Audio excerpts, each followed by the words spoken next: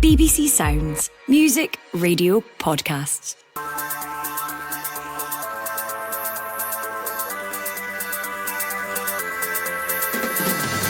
Hello, I'm Iona Ballantyne and this is the Scottish Football Podcast. It's Wednesday the 23rd of October and today our attention is focused mainly on Bergamo. It might break here to Mitchell! Slams it home! It is Dortmund 7, Celtic 1, and the suffering just goes on and on for Scotland's champions here. Celtic are hoping to claw back some Champions League pride against Atalanta following that Dortmund disaster, but as we'll be hearing, the Italians are purring at the prospect of facing them. Gazzetta dello Sport did a kind of preview of the Champions League matches for the Italian teams this week. They gave Celtic a 2-star difficulty level as a fixture out of 5. They described them as being as dangerous as domestic cats when they play away in Europe. And in contrast to the riches of the Champions League, we'll have the latest from Inverness as Calais officially fall into administration. When it comes to the fans, it doesn't make it any easier. There's a lot of upset, a lot of uncertainty. The Scottish Football Podcast.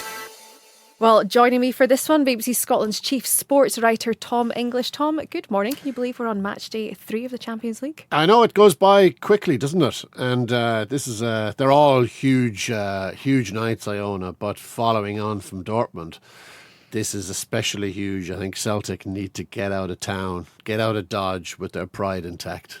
Well, that is the thing, Dom. We are going to get right into this. Champions League match day 3, 5:45 kickoff in Bergamo. Now, we all know the circumstances of this match. Celtic coming into it off the back of that 2-2 draw with Aberdeen at the weekend and a 7-1 hammering away to Dortmund last time out in Europe. Tom, how big is this game, and for Brendan Rodgers too? It's huge. You know, they're all the Champions League games. They're all huge. They're all exciting, and certainly from Celtic's perspective this time round, they're all a little bit. You got to be a bit apprehensive for them because Atalanta are a very fine side, 6th in Serie A, very attacking, very dangerous team, plenty of goals, and Celtic's form in Champions League under Brendan Rodgers has been pretty hopeless. They had a good win opening day against Slovan Bratislava, who were probably a mid-table Scottish Premiership team, and they got annihilated by Dortmund. So that's, 3 times they've conceded 7 goals in the Champions League under Brendan Rodgers. They lost 6-0, they lost 5-0.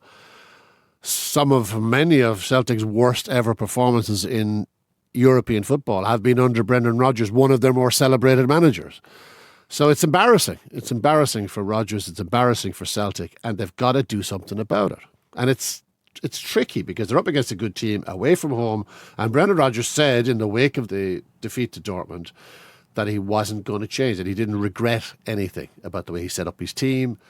So presumably he's going to go the same road because he believes this is the best way to get results. I hope he's right. That's the thing, Tom. You talk about apprehension and also these results that Celtic have had in Europe previously. I mean, how scarred could they be by what happened in Dortmund?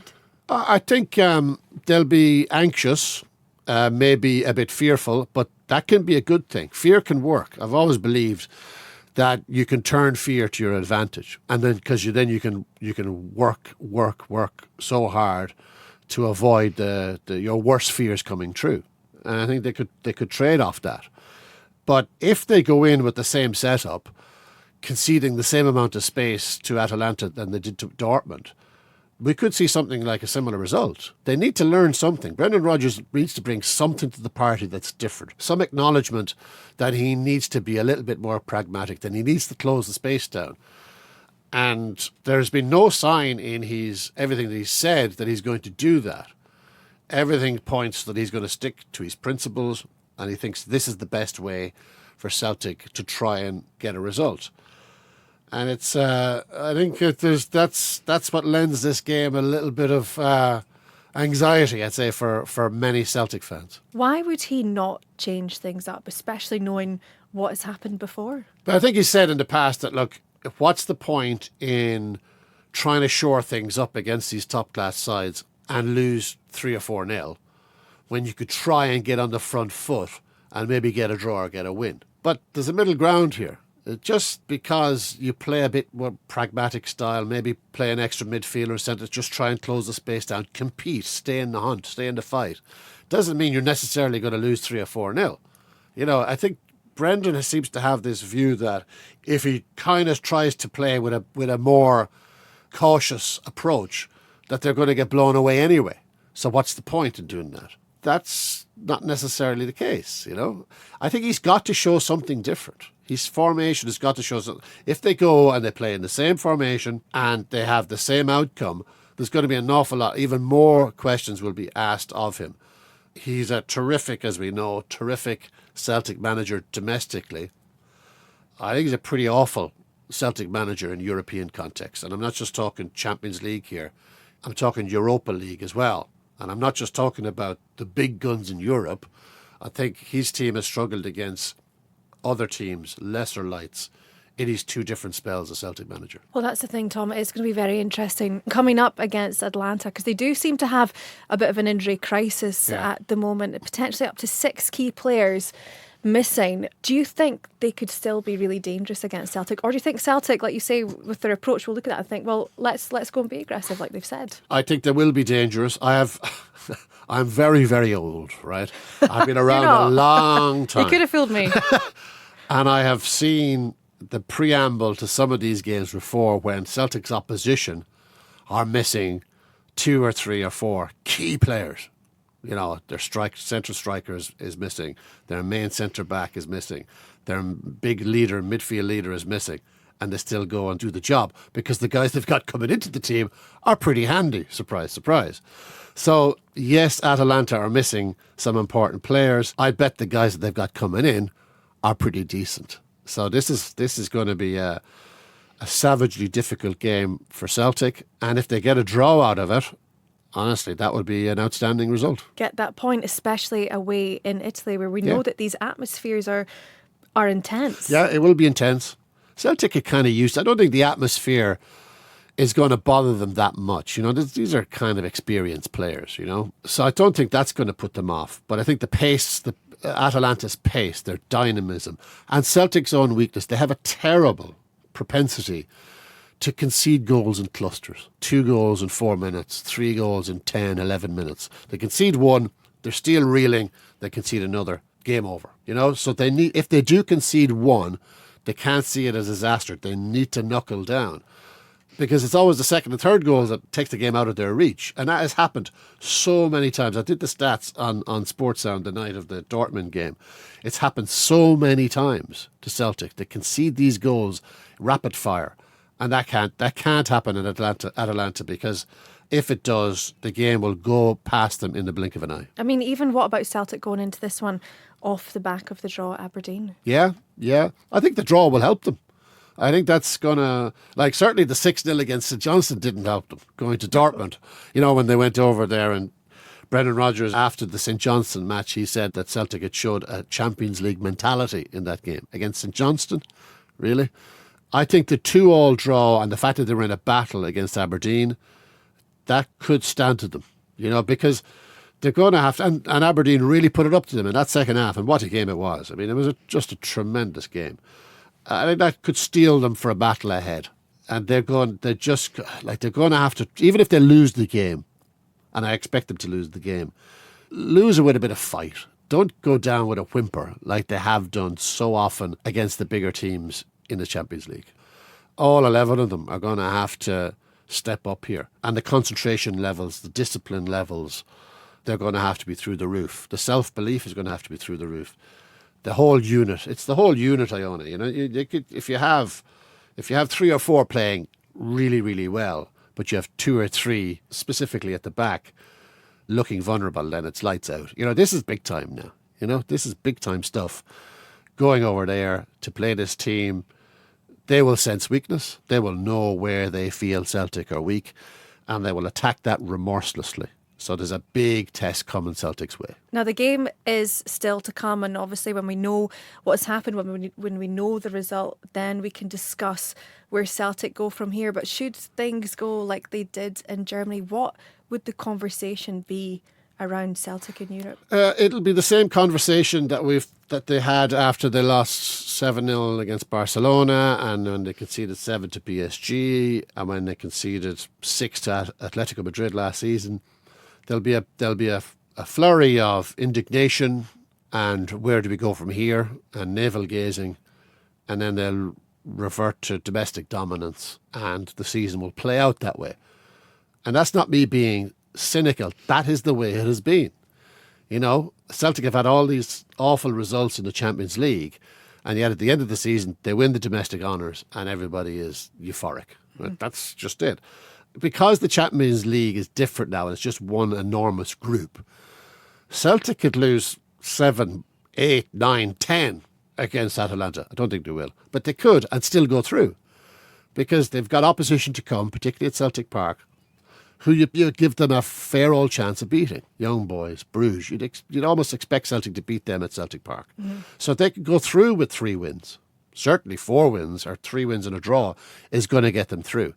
That would be a completely different conversation, wouldn't Well, it? it's a kind of weird conversation then, because what's progress, you know? So if they beat Slovan Bratislava and they win another 2 games and they go through with 3 wins, is that progress if you've been annihilated in some of your other games?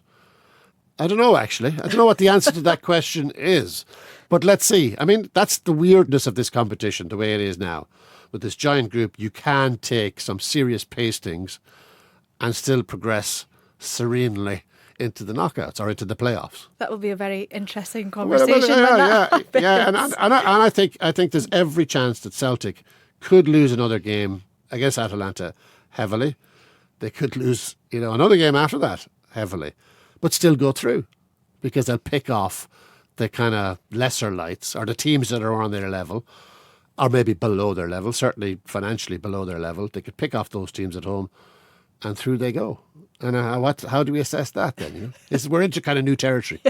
I'm sure we'll be asking those questions soon. But, I mean, just in terms of this game, I know you said how you don't think it will go in Celtic's favour. Is that where you stand? Yeah. You think they're going to get beaten, Italy? I think they'll get beaten. I think Atalanta are just a better side. Now, I would be thrilled to be proven wrong. I am wrong on many things. Never. And I would love to be proven wrong on this. I would love to see Celtic come out and somehow produce this Champions League performance against this calibre of opposition. We've waited a long time to see it and win again. That would be amazing. That would be cosmic. I just don't see it. I think there's too much naivety in this Celtic team at this level. I think there's too much rigidity in terms of Brendan Rodgers' setup. I mean, he might surprise us all, but I just think he has one way of playing against these big teams, and it doesn't seem to matter to him if it backfires. He will stay, and there's a kind of strength, I guess, in that. He believes in this. It doesn't matter if it's 7-0, 7-1. He believes this is the way to do it. I think a lot of Celtic fans would disagree with him. I think a lot of Celtic fans would like to see, something different from this team, to stay in the hunt, even if they lose 2-1, 3-1, to be in the fight, to be in the fight for much of the game. I think even if they lose 4-1, but the damage is done late on and they spend most of the night in the game, you'd kind of settle for that, I think anyway. But if they get blown away and after an hour the game is done, like it's done, then that's just more of the same. Tom, thank you so much for your insight. A huge game for Celtic. So what sort of opponents will Atalanta be, and how are Celtic being viewed in Italy? To find out, Phil Goodlad has been speaking to Rome-based Scottish journalist Alasdair MacKenzie. Alasdair, I mean, listen, Atalanta started the Champions League a 0-0 draw with Arsenal, a 3-0 win over Shakhtar Donetsk. What sort of a side does Celtic come up against? A side full of confidence, a side that is really starting to come together after a pretty tricky start. And although it's quite a new-looking Atalanta team who signed 10 new players this summer, they are very much an Atalanta team cut from the Gasperini cloth, who are going to be honest, a bit of a nightmare for Celtic to deal with. And this tends to be the reaction a lot of teams have when they play Atalanta in Europe. They have quite a distinctive style where they man mark all over the pitch. intensity of their game can take opponents by surprise a bit. I mean, Declan Rice, after that Arsenal game, came out and was basically puffing his cheeks out after the match, saying that was really difficult for us. They're a really tough opponent because they follow you all over the pitch, and it took us a bit of time to adapt to that. So Celtic are going to have to deal with that level of intensity, especially with Atalanta at home in front of their own crowds. And they do reshape this team quite often. Gasparini's had huge success, amazing success, the greatest period of the club's history in the last 8 years that he's been coach. No bigger than that Europa League win last season. But he's constantly rebuilding and reshaping this team, and he did that again this summer. And as a result, they often do start seasons quite slowly. But unfortunately for Celtic, although Atalanta started again pretty slowly this season with 7 points in their first 6 league games, they're now motoring along pretty nicely. And in their last 3 matches, beating Genoa, Shakhtar, and then Venezia on Sunday, they've won those games by an aggregate score of 10-1. So they are full of confidence now, and no man more so than their striker, Matteo Retegui, who's top of the Serie A scoring charts with 8 goals in 8 games and scoring goals for Italy, nailing down the number 9 shirt for the Italian national team as well. And yeah, like I say, they're feeling confident and they've got a bit of swagger to them right now. I'm sure out there in Rome you would have picked up on the criticism that came Brendan Rodgers' way with his team formation, his team instructions against Dortmund last time out, which led to that horrific night for Celtic in Dortmund. If they line up as swashbuckling as they did that night and got cuffed 7-1 by the Germans, do you fear for them this week against Atalanta? I can't see this being 7-1 all over again. I do think Rodgers does need to be careful with the way he sets up, and I imagine that he will have studied Atalanta because, like I say, they do play quite a unique and particular style of football that will require a certain kind of approach. Dortmund in that game were incredibly clinical, and I don't think it's normal necessarily for teams to punish you quite so spectacularly as they managed in that game.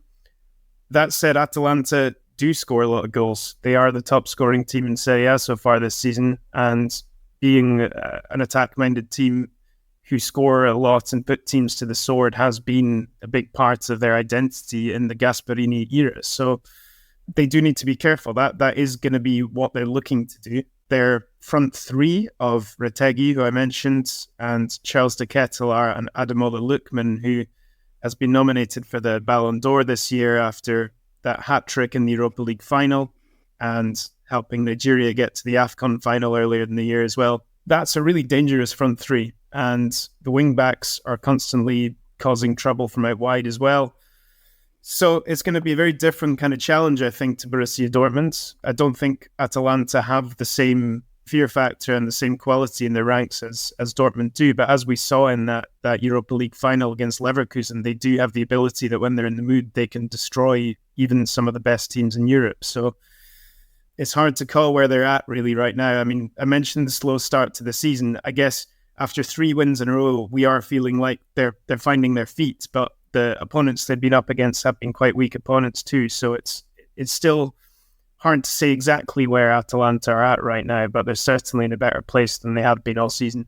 I just wonder finally, Alasdair, I know that Brendan Rodgers says he's not going to change, and he says he wants a side to be aggressive against Atalanta. Do you think that Wednesday's match is as much to do with how Celtic play as opposed to how Atalanta play? And what I mean by that is, do you think Celtic and Rodgers in particular needs to adapt this style that he says he wants to play in Europe for fear of what might happen again after the Dortmund match? Well, I mean, it's hard to say against a team like Atalanta. They're a bit of a weird team because they kind of still feel like gatecrashers at this level because for so long in their history, they were basically a yo-yo team going up and down the divisions. And this is now their 4th Champions League campaign in 6 years. So even here in Italy, it still kind of takes a bit of getting used to this idea of Atalanta being considered a big European team. But I think that is probably what they have to be considered. Now, does Celtic look at them at the same way that they will approach, these games against Real Madrid or Dortmund or PSG where they've had these heavy defeats? I don't think they do, and I don't think they necessarily should. And talking about aggression and aggressive approach, I don't think that's the worst way to take on Atalanta, to be honest, because they're going to be doing that to Celtic. So I think they are going to have to match that kind of intensity to a certain extent and embrace having an open game. They probably can get at the Atalanta defence. The problem is, I guess, Celtic have this poor record away in Europe, especially in Champions League. And I don't think that the approach that Rodgers has been having to these games has necessarily ever suggested that that is going to change. So I don't know whether it's necessarily as simple as being more defensive leading to better results, but certainly tailoring your approach to each opponent more. And like I say, with Atalanta, he might need to spring a few surprises because Gasperini is a really wily coach. He's been doing this for a long time now. He knows exactly how to get his team to get big results on the European stage. And they see Celtic as one of their, biggest gimmies of this Champions League. The Italian press this week, Gazzetta dello Sport, did a kind of preview of the Champions League matches for the Italian teams this week. They gave Celtic a 2-star difficulty level as a fixture out of 5. They described them as being as dangerous as domestic cats when they play away in Europe. So there is possibly a kind of a complacency there that they could profit from if they put in a stronger performance than what's expected of them. We'll have to wait and see. But for Atalanta, they still have to play Real Madrid. They still have to play Barcelona. And they will be targeting this one as a real opportunity to get up to 7 points and put one foot in those knockout rounds. The Scottish Football Podcast from BBC Sports Scotland.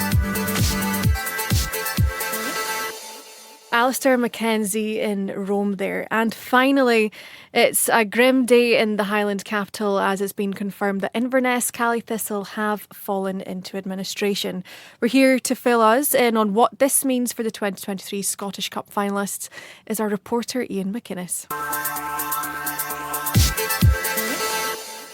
Iain, this has been such a long process. What happened today and where are we at now? Well, things have been uncertain, as you say, for some time now, Iona, haven't they? I've been following this over the course of the summer, from the relegation decider there back in May to the talk of training in Kelty to the demise of that plan, the loss of Scott Gardner, the loss of Ross Morrison. But I think over the last week or so it's become clearer and clearer that there really was no way for the club to avoid administration. I think it's fair to say that despite there being some glimmers of hope throughout the summer around potential buyers, some of what Alan Savage had to say about potentially avoiding administration, it was always probably the most likely outcome, and sadly we have now reached that. Now, late yesterday we got that confirmation from the Court of Session that a notice to appoint administrators had been confirmed, and then we got the confirmation obviously in the club's statement last night that James Stephen, Malcolm Cohen and Shane Crooks from the company BDO had been appointed as joint administrators of the club. Now, in their statement last night, a spokesperson said that BDO understand that this will be a really difficult, uncertain time for the club, its staff, its fan base and also the local community. And the statement goes on to say that the administrators will be in a position to provide further information about their plan to secure the long-term future of the club in due course. So we now have that certainty anyway that the club is in administration, but there is still quite a lot of questions about exactly what that means going forward, not just in terms of the playing staff, but what happens off the field as well. Well, Iain, you mentioned the fans and the club there. What does this also mean for the players and the manager, Duncan Ferguson, too? Well, I think that's the question on everyone's lips. I think the first thing to say is that everyone I've spoken to anyway connected with the club, they're pretty confident the club will survive. I spoke to the interim chairman over the past few days and he said that was in a way why they were entering administration, to avoid liquidation ultimately. And I think that's one of the key things, is it's about survival, and that's part of the reason that administration has been put in place. I was speaking to a football expert around administration earlier this week. He said it's almost like you put a bubble around the club where it's protected, and there is legal provision in place then to protect the club. So it gives a bit of space, it gives a bit of breathing space, and I think maybe that's what's needed. When it comes to the fans, I think, it doesn't matter how long it's taken to come to this stage and how obvious it was in a way, how clear it was that this was coming, it doesn't make it any easier. There's a lot of upset, a lot of uncertainty. And I think speaking to fans, one of the key things they want is to try and make sure that the experienced players that the club has are kept on. And that will be down to the administrators. They will decide who's going to be able to keep their jobs and who isn't. That includes playing and non-playing staff, as well as the manager, Duncan Ferguson. Now, some of the fans I've spoken to anyway, they think that it's perhaps now time to thank Duncan Ferguson for his service and look to the future. But he's been pretty adamant that he's willing to stay on, to fight for the club. This is a guy who's been, we're told anyway, has been helping players with petrol money, helping with lunches. So there's a real connection now between Duncan Ferguson and this club. And if I think back to just over a year ago when he was appointed, there was a huge fanfare, a big excitement around the club. The chairman, Ross Morrison, revealing that he'd managed to bring Duncan Ferguson to the club. They spoke at the time about how they wanted to return this club to the Premiership. And now they sadly find themselves in administration in League One, and Iona with the possibility of falling down even further to League Two. And I spoke to Duncan earlier this week. He was pretty animated, as he always is when you interview him, and he was asking us in the media what was happening. There's just so much uncertainty around the situation. He was even speaking to one of the cameramen that I work with at the ground yesterday, asking him what's going on. There's just so much uncertainty around. He's admitted just how challenging it's been being at the club over the past few weeks, but he said he's determined to carry on should the administrators want him, and that'll be what they'll be looking to decide over the coming days, I would think. And it's quite incredible for Duncan too. He's someone that actually took a pay cut to continue as manager and really try and do anything he could for the club. I mean, looking ahead, what will happen to Inverness now? What's the likely outcome? Well, initially the team from BDO, they're going to come in, they'll assess what assets, what liabilities the club has. That includes players, non-playing staff, and they will have to start making some pretty tough decisions. I understand they're due to meet with staff from today. That process will start pretty quickly, but it won't be an easy one, because you may want to lower the wages in many ways, take away some of those experienced players, but in some ways they are assets which can help the club move on and try and get points on the board, keep themselves in League One and make it more of a sellable asset. I think one of the key things to remember is, Iona, this team have a game on Saturday. They're away to Dumbarton, and they'll now start that game on -3 points, -3 points. And that's due to the 15-point deduction that was confirmed last night by the SPFL. So I think both on and off the pitch, there are some really huge challenges ahead for the club. I suspect it won't be an easy few weeks for the fans, for the staff, for the players, as they try to grapple with what administration really means for Inverness Caledonian Football Club. The Scottish Football Podcast. Well, that's all we've got time for. Many thanks to Tom English, Alasdair MacKenzie and Iain MacInnes there, and thank you for listening. You can hear full live commentary of Atalanta versus Celtic on Sports Sound on BBC Radio Scotland. The programme starts with the big match build-up from 5. There will also be comprehensive coverage and live updates on the BBC Sports Scotland website and mobile app. And Jonathan Sutherland will be back here on the Scottish Football Podcast on Thursday with reaction to and analysis of whatever happens in Bergamo, as well as a preview of big European games for Rangers and Hearts. So to make sure you don't miss out, subscribe on BBC Sounds and have push notifications turned on in your phone. Enjoy this evening. We will see you tomorrow. Goodbye. Just a quick reminder, the Behind the Goals podcast is available every Tuesday with me, Rachel Corsey, and me, Leanne Crichton. It's your one-stop shop for our take on everything that's happening in the world of football. Just head to BBC Sounds or wherever you get your podcasts and search for Behind the Goals.